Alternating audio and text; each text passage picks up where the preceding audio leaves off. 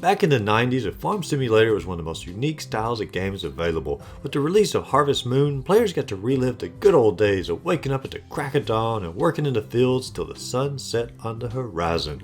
But as the years have gone by, the formula has become less special, with literally hundreds of games tossing players back into the days of working the dirt. So now, if a game in this genre is going to stand out, it has to either be the best in its class, like Stardew Valley, or do something truly unique to mix up the formula. And the latter is where our game today comes into play, Monster Harvest. Taking the tried and true farm simulator formula, but mixing it with the story, battling, and exploration of something more akin to Pokemon. But this combo is somewhat difficult to pull off, and while Monster Harvest does a lot right, there are some very serious and game-ruining aspects that arise throughout the experience. But today, let's dive into Monster Harvest and examine exactly what secrets haunt Plantable Point. Before we get too far into that, welcome to Ogle's channel. Thank you so much for watching today. If this is your first time on the channel, be sure and click the subscribe button down below for the latest gaming news, reviews, content, and a lot of retro stuff as well. Now, to be upfront, Merge Games, the publishers of Monster Harvest, did reach out to me for a review copy of this game. But as always, my reviews are honest, and that doesn't affect my review in any form or fashion. But let's dive into why Monster Harvest is pure fun until it isn't. Monster Harvest begins like most farm simulators with you taking over your relative's farm. But instead of it being a deceased relative who's willing it to you, this time it's your Uncle Spark, who is very much still alive, but just doesn't have time to run it anymore due to his research on slimes. He's discovered that mixing certain slimes with plants can grow what are called plantables. He then leaves the overrun farm to you to clear out with all your tools and begin growing your own crops in your own journey.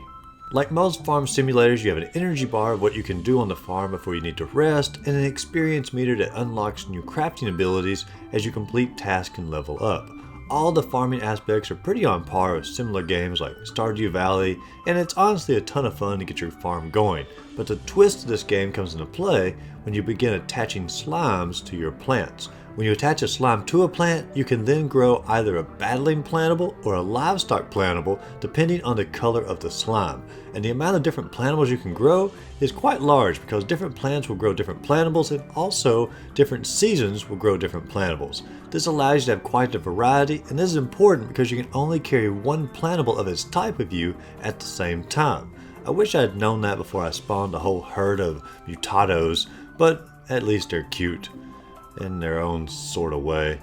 But once you have a battling plantable ready to go, you head on to the cave north of town and begin to battle your way through randomly generated dungeons. These dungeons give you rare materials that you can use for crafting more slimes, upgrades, items, and buildings for your farm. But they also give you the first battles of the game as well, because you will encounter enemy plantables inside the cave. The plantable fighting is where the game transfers over from being a farming simulator more to being an RPG. The battle fights allow you to attack with a series of moves to defeat the opposing plantable. While the farming aspects of this game have been completely on par with the games of that genre, the battling RPG aspects of this game suffer quite a bit. During the battle, the animations are fairly jerky and they feel sort of rushed, but that's not a huge deal to me. What is a huge deal is that you can't swap your plantables out mid-battle to defeat the enemies.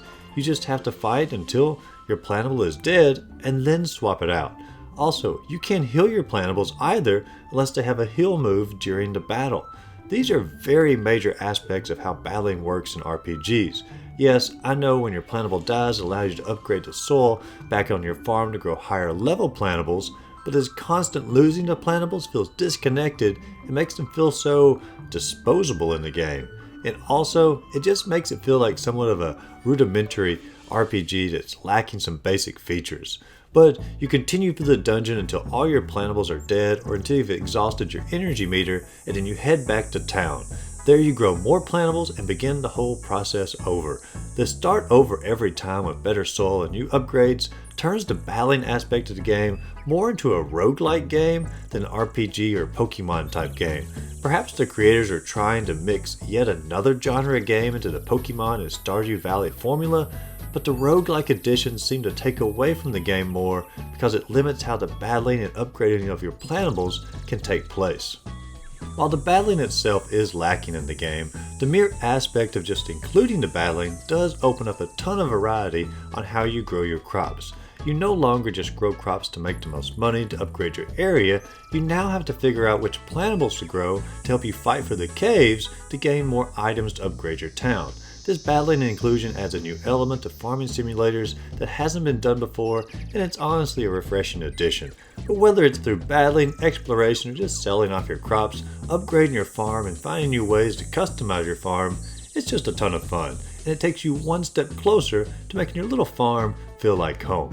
But between the cave and your farm is a town called Plantable Point, and it is here that you can spend some of your hard-earned money to purchase more seeds, slime options, and a few other items. The town is vibrant with plenty of characters to interact with, and new items and upgrades to look forward to purchasing. It is also in this town that you discover your main rival for the game, Slime Co. The rival is trying to exploit and cash in with the slimes, and it is your mission to help figure out their goals and to stop them. This adds to the stakes of creating a more powerful plantables, and it also allows for more goals in the farm simulating game than just being a large farm. The pacing of this story is well done, and it adds enough personality to keep the player involved. While some farming simulators allow a player to just work on their farm until their heart is content, Monster Harvest is constantly either continuing its main story or assigning side missions or activities for you to do to keep the game as fresh as possible as the hours of gameplay pass. While the developers have created a unique game that's a ton of fun, the game is also very far from a finished product. There are many times in this game where it just feels like portions were rushed, and this can lead to devastating consequences. I already mentioned the battle sequences felt somewhat unfinished with jerky animations, but many times I would notice little hiccups that polished games tend to have corrected by the release date, like how the keyboard screen would just disappear sometimes when trying to create your town name, or how you couldn't load your save file unless you closed the game out if your system had gone into rest mode at any point, or how the loading meter would stay at 0% for at least 30 seconds on every load, making you wonder, is the game even working? Or how I'd have to click the confirm button multiple times in the menus just to get it to confirm my option. These are just a few errors I noticed early on in playing, but the game-breaking one came several hours into the game. As the screen was loading from resting for the night in my house, the screen went black. I could move around the house and hear the sounds, but the screen was completely empty. I then exited the game file and tried to reload it, but I noticed I'd lost about 30 minutes of playtime on that particular save. Annoying, but not the end of the world. Then I tried to load my profile, and my profile would never progress past the loading screen. I tried closing the game out, restarting it several times, no luck. I even tried uninstalling and reinstalling the entire game, but still, no luck, just frozen on that loading screen. My save file with hours of progress was just lost forever. I was several hours into the game, but just imagine if you were 20, 30, or even 50 hours into the game and you lost all your saved data. This is a huge game-breaking glitch in the game. Now, while glitches do happen in games, this game has its fair share that are all very evident very early on, and I feel like they should have caught some of these glitches, especially the one that can lead to losing your saved data. This game was delayed twice, and the public was informed that the delays were to give us the most polished product possible, but clearly something went wrong.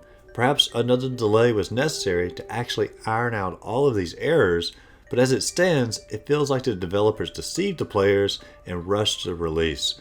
And that's a real shame, because they have a really fun game on their hands. Overall, Monster Harvest is a very unique game that I had a lot of fun with until the game came to a very abrupt end. They took aspects of some of my favorite games and created a charming and entertaining experience that's easy to fall in love with. While some of the mechanics weren't perfect, the game itself was still a lot of fun. However, the game needed more time before publishing. They should have delayed the game at least one more time to get some of these bugs figured out.